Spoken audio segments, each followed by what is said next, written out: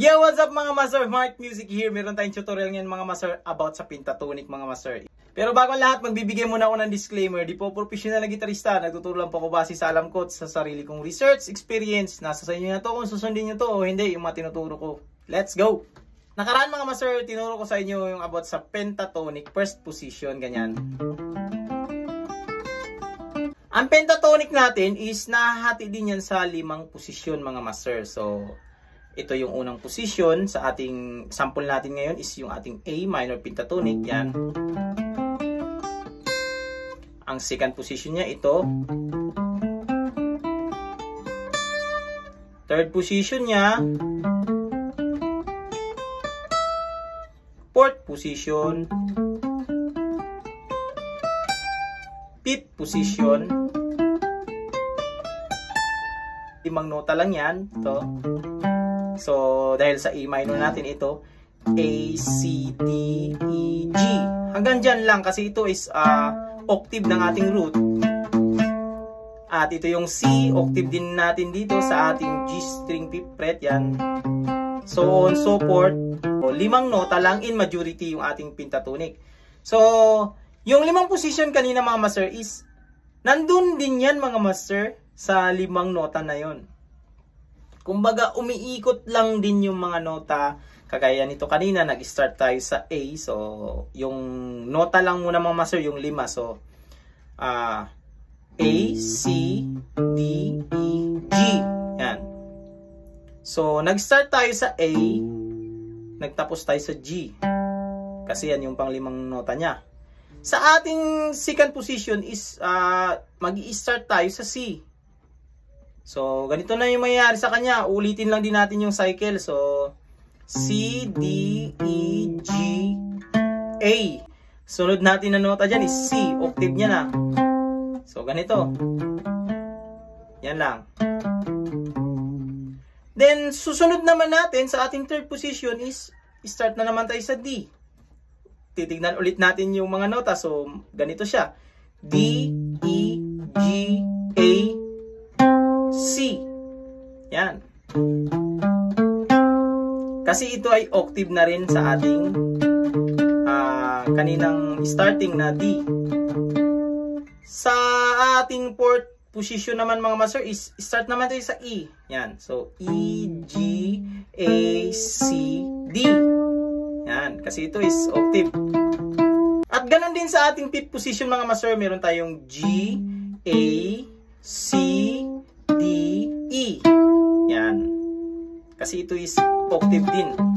Yun ay 5 nota lang mga master. Kumbaga, yung 5 nota natin na yun, hahalo lang siya, nagbabago lang siya ng starting point, pero umiikot lang din sa 5 nota na yun. So, pag i-access na natin yung 6 na string is, nagkakaroon na siya ng octave. Kumbaga, first position natin, ganito. A, C, D, E, G, A, C, D, E, G, A, C. Yan. 3, 2, 1. Ito na mga master, ituturo ko sa inyo mga master kung paano natin ito gawin, yung ating 5 posisyon ng pentatonic, paano natin i-combine. So, isipin natin to mga master na yung 5 posisyon na yan is para silang 5 tao na nag-uusap. Yan. At dito naman mga master, para makagawa ka ng magandang melody o pag-uusap, magkakagawa ka ng improvisation o magagawa mo siya ng solo na maganda sa pandinig. So, dahil inisip na natin na 5 tao sila, gagawa tayo sa isip natin na parang nag-topic, nag-uusap sila. Yung una magsasalita is yung ating first position. Then, sasagutin ng ating fourth position dito, fourth position. At biglang magsalita si second position, yan. At tatapusin ng ating third position. Yan.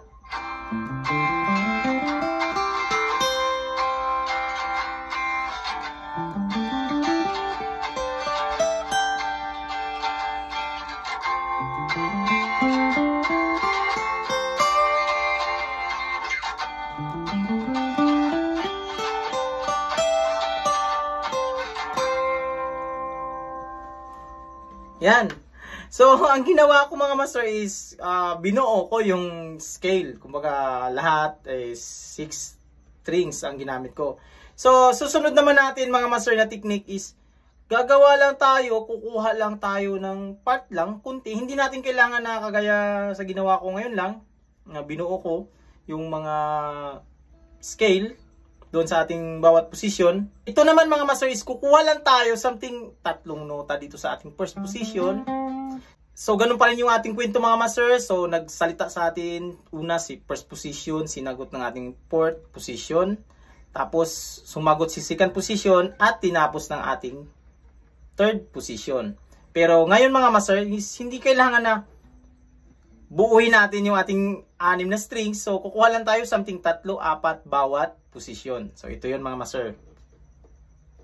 3, 2, 1.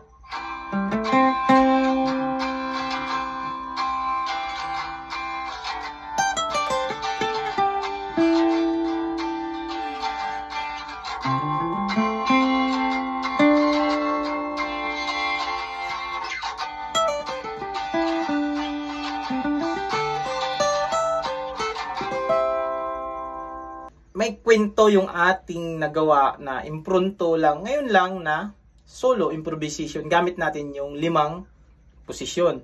So maganda kasi mga master, ito pag alam natin tong technique na to mga master.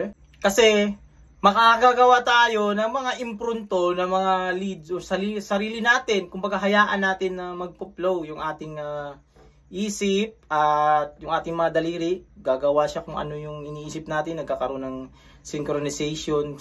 Ito lang gawin natin mga master, araw-araw i-exercise natin mga master ang mga position na to, hanapin natin bawat key. So ito sa atin nasa A minor position tayo. At itong mga position na to is movable mga master. So kanina dahil nasa A minor tayo yan, ating second position is nandito sa C. Yan. Same din yan mga master, yung mga patterns na yun or position na yun hindi nagbabago. Kumbaga, pag meron tayong F minor pentatonic, ganyan, understood na yung ating second position is nandito sa ating G sharp. So on so forth, kahit saan sa fretboard, kaya natin gawin yon.